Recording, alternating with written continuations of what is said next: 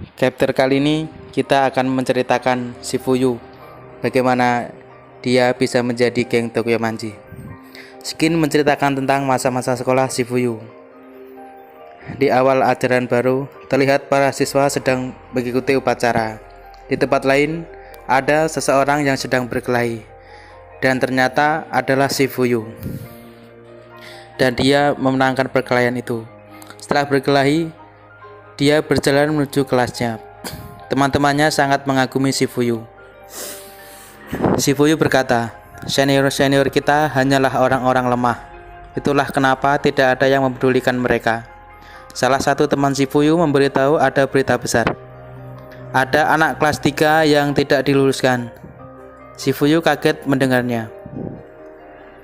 Temannya menebak, dia pasti anak nakal yang sangat kuat. Lalu Shifuyu berniat untuk menghajarnya. Sebelum dia bertingkah seolah-olah sekolah itu miliknya, Shifuyu langsung mencari orang itu yang bernama Baji Keisuke. Ketika bertemu, Shifuyu sangat terkejut. Terlihat ada anak culun yang berpakaian sangat rapi.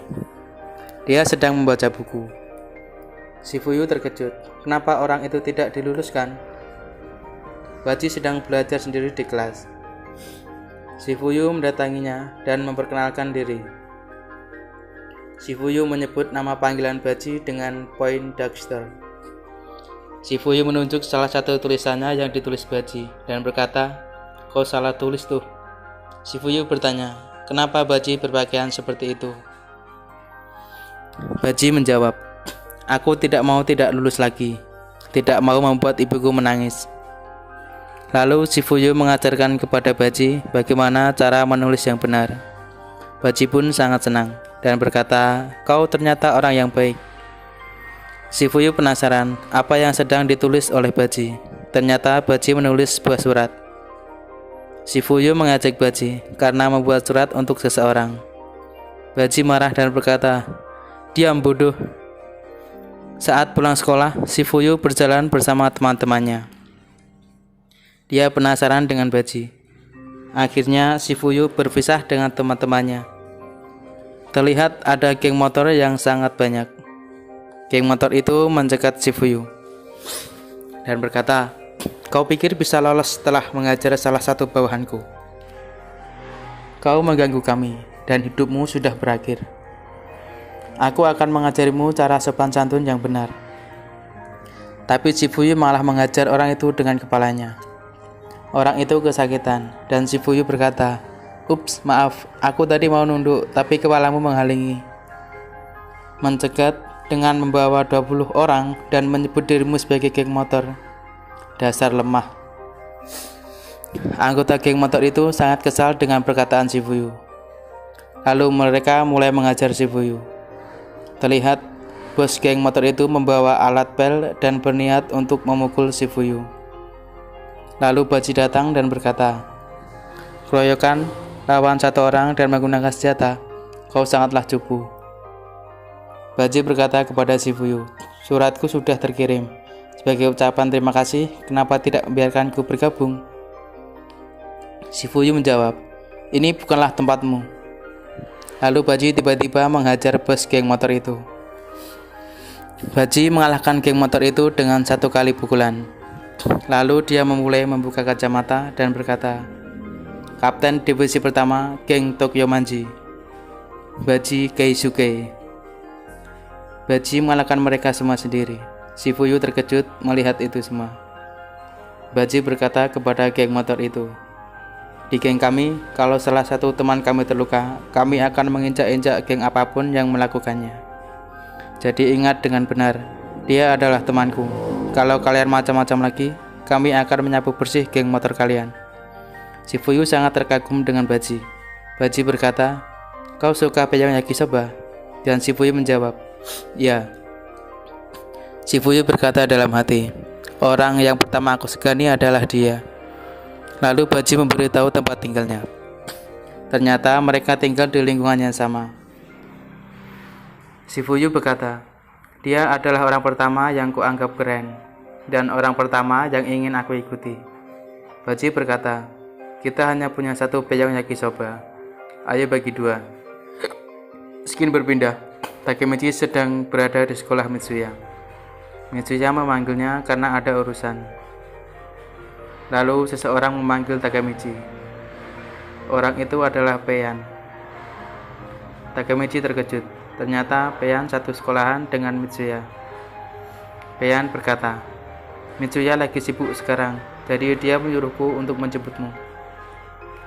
Takemichi baru sadar kalau dia adalah anggota Divisi 2. Sama seperti Peian. Akhirnya mereka sampai di kelas Mitsuya.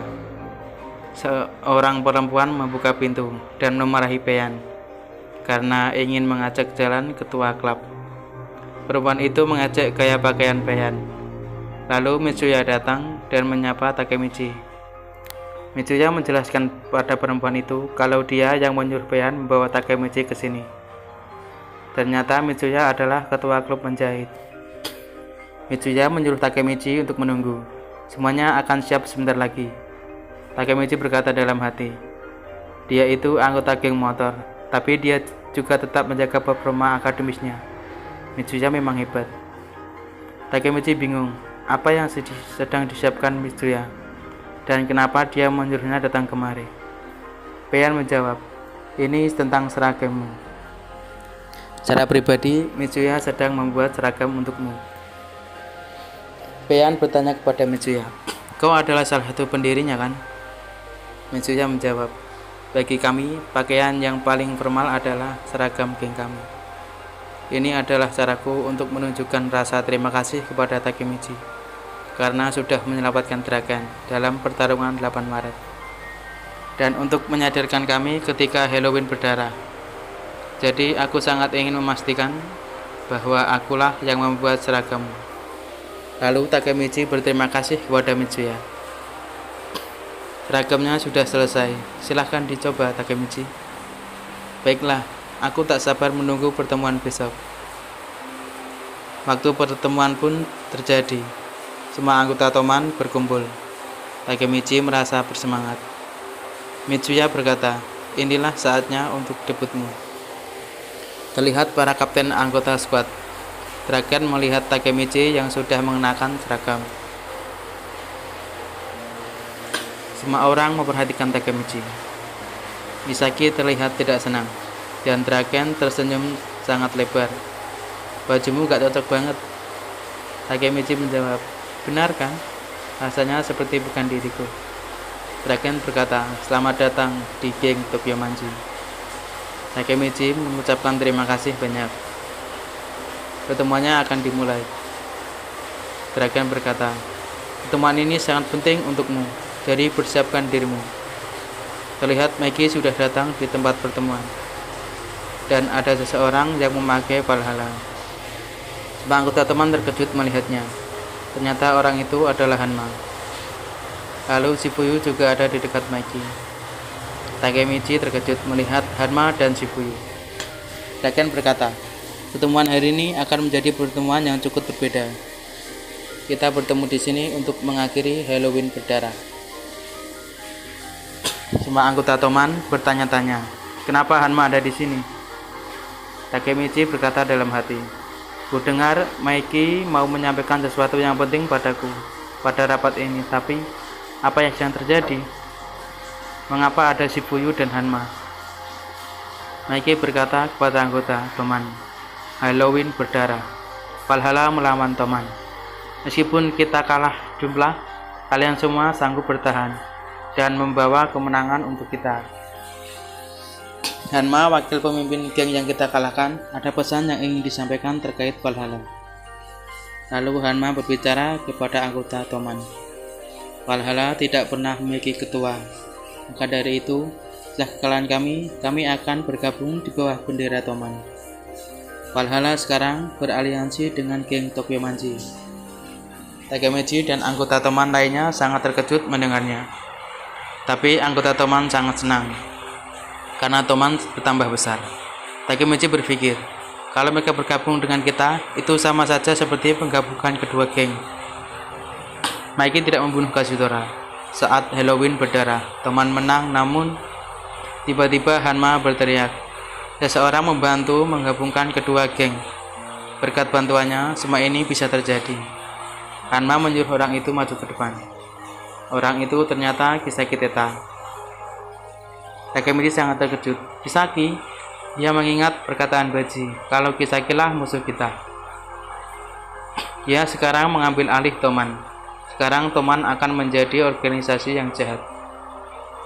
Meskipun Baji menyerahkan hidupnya untuk melindungi Toman, Kisaki akan mengambil alih Toman. Maiki berkata kepada anggotanya, ada satu hal lagi yang akan dibahas. Meskipun kita mendapatkan banyak hal dari Halloween berdarah, kita juga kehilangan salah satu anggota kita. Kapten Divisi 1, Baji Keisuke, mati pada hari itu. Kita harus benar-benar memikirkan kenyataan ini dan menganggap kejadian ini serius. Lalu Maiki menyuruh Shifuyu untuk menyampaikan sisanya. Shifuyu berkata, aku memutuskan akan meninggalkan Toman. Tapi pemimpin kami menghentikannya. Dengan menyampaikan ini, Maiki menyuruhku untuk memimpin Divisi 1. Namun itu adalah tanggung jawab besar bagiku. Aku sudah membicarakan ini dengan ketua selama berhari-hari, dan sampai pada kesimpulan ini. Aku akan menyebutkan nama pria yang mau aku ikuti. Hanagaki Takemichi, aku mengangkatmu sebagai pemimpin Divisi 1. Takemichi terkejut mendengar itu. Shifuyu berkata, Takemichi, aku percaya inilah Baji-san yang inginkan. Pemimpin kita dan akan memutuskan bahwa Baji meninggalkan tanggung jawab ini kepadamu. Maiki berteriak memanggil nama Takemichi. Dia berkata, angkat kepalamu dan berikan tanggapanmu. Takemichi mengingat perkataan Naoto di masa depan, yang percaya kalau aku bisa menyelamatkan Hina, dan mengingat dia juga harus menyelamatkan aku. Aku harus menjadi pemimpin Toman. Teringat juga perkataan Baji yang menyerahkan Toman kepadanya. Takemichi menangis dan berpikir dia masih bisa untuk mengubah Toman. Takemichi berteriak, aku siap, akan kulakukan yang terbaik. Draken, Mitsuya, dan Maiki menyemangati Takemichi. Takemichi berpikir situasi semakin memburuk, tapi masih ada harapan. Lalu Takemichi menemui Naoto dan pulang ke masa depan. Ketika sampai di masa depan, Takemichi berada di sebuah rental buku. Takemichi merasa sudah lama tidak di masa ini. Aku sedang di toko rental dengan manajer. Aku merasa sama seperti sebelumnya. Takemichi kaget. Ternyata dia bukan pegawai toko itu. Dia terkejut dengan tas dan jam tahal yang ia pakai. Dan dia juga bingung dengan gaya rambutnya. Dia merasa bukan seperti dirinya. Seseorang berkata, kau telat Takemichi, kau benar-benar suka dengan toko rental ini ya? Takemichi tidak merasa mengenal itu. Orang itu menyuruh Takemichi masuk ke mobil. Takemichi bingung, dia mau kemana? Orang itu berkata, kita akan pergi ke rumahmu seperti yang kau perintahkan. Takemichi sangat tidak paham dengan situasi sekarang. Dia mencoba untuk menelpon Naoto, namun dia tidak memiliki kontak Naoto. Akhirnya sudah sampai. Semua orang menunggu dan mengucapkan selamat siang, Pak. Takemichi merasa seperti mengenal mereka. Ternyata itu adalah teman-teman Takemichi. Teman Takemichi menyuruhnya masuk karena wakil pemimpin sedang tidak sabaran. Dia baru tersadar kalau di masa depan ia sangat sukses. Ketika Takemichi masuk, semua orang menundukkan kepalanya. Takemichi melihat Shifuyu dan berkata kepada Shifuyu, aku tidak paham apa yang sedang terjadi. Shifuyu memberitahu kalau ada rapat pengurus. Dia menyebut pengurus puncak geng Tokuyomanji, Hanagaki Takemichi. Takemichi kaget. Sekarang adalah pengurus Toman. Di suatu tempat di kota banyak sekali mobil mewah sedang berkumpul. Takemichi dan Shifuyu mulai memasuki sebuah ruangan. Itu adalah tempat admin bertemu. Terlihat para admin Toman sudah berkumpul. Takemichi berkata dalam hati, para admin sedang berkumpul. Sekarang aku bisa lebih dekat dengan inti Toman yang sebelumnya tak tersentuh. terlihat Pacin yang sedang makan. Muto dari Divisi 5. Muto menanyakan tentang Mitsuya. Kapten Divisi 4 Kawata. Beyan juga ada di sana. Terlihat mereka tidak banyak berubah. Takemichi berpikir, bahkan setelah 12 tahun, mereka semua masih di Toman. Lalu ada orang yang tidak dikenal Takemichi. Orang itu bernama Hakai Shiba. Beyan terlihat kesal dengan Hakai. Ada lagi orang yang Takemichi tidak kenal, bernama Saisu Inui dan Hajime Kokonoi. Takemichi bertanya kepada Shifuyu, siapa mereka? Shifuyu menjawab, mereka mantan Black Dragon. Pacin menanyakan tentang Mikey. Terlihat para admin yang sedang makan sambil saling mengajak satu sama lain. Pacin terlihat tidak terima saat sedang diajak oleh Hakai. Lalu dia menendang sebuah bangku, hingga bangku itu hancur. Pacin mengajak Hakai untuk menyelesaikannya di luar. Lalu seseorang berkata, kita sedang mengadakan rapat untuk mendiskusikan masalah pembayaran dan beberapa bisnis lainnya yang kita kelola. 3 hari lalu kita dicari oleh polisi. Dengan kata lain, ini bukan lagi taman bermain anak-anak. Takemichi terkejut. Ternyata orang yang berbicara barusan adalah Hanma. Hanma berkata, seseorang di sini mengkhianati kita. Mereka semua terkejut. Pacin berkata, mana mungkin di antara kami melakukan hal itu? Koko menjawab, jika tidak ada yang melapor, lalu kenapa ada banyak tempat yang dicari di hari yang sama? Pacin tidak terima dengan perkataan Koko. Terlihat seseorang berjalan menuju ruangan itu. Takemichi sangat terkejut melihat orang itu. Semua orang menundukkan kepalanya melihat orang itu. Ternyata orang itu adalah Kisaki. Kisaki berkata, hentikan formalitas yang kaku ini, teman-teman. Hanma bertanya kepada Kisaki, kau tidak biasanya muncul di rapat admin. Saki menjawab, aku ada sedikit urusan. Saki melihat Takemichi dengan pandangan sinis. Dia bertanya kepada Takemichi dan Shifuyu, bolehkah mengganggu waktu kalian sebentar? Hah? Tentu. Mereka berjalan ke suatu ruangan dan menyuruh mereka untuk duduk. Suasana sangat tegang. Takemichi berkata ke dalam hati, Kisaki saat ini adalah salah satu orang terpenting di geng Tyokomanji. Dia adalah ketua sementara. Meskipun polisi telah berusaha melakukan penyelidikan, mereka masih tidak bisa menemukan petunjuk terhadap orang ini. Apakah dia sungguh Kisaki Teta? Lalu Kisaki berkata, kita sudah kenal satu sama lain sejak lama kan? Sudah 20 tahun sejak aku bergabung dengan Toman. Aku tidak pernah berpikir aku masih bergaul dengan Toman yang sama hari ini, yang aku punya bertahun-tahun lalu. Takemichi terkejut dengan perkataannya. Kisaki bertanya, apa yang kalian pikirkan tentangku? Kalian membenciku kan? Sekitar 12 tahun lalu, ketika Baji mati, itu semua salahku. Aku mengatur Halloween berdarah. Dengan memanfaatkan Hanma, aku meyakinkan Kazutora untuk bergabung dengan kami, untuk membuat organisasi yang bernama Valhalla. Lalu teman bentrok dengan Valhalla. Shifuyu bertanya, kenapa kau melakukan semua itu?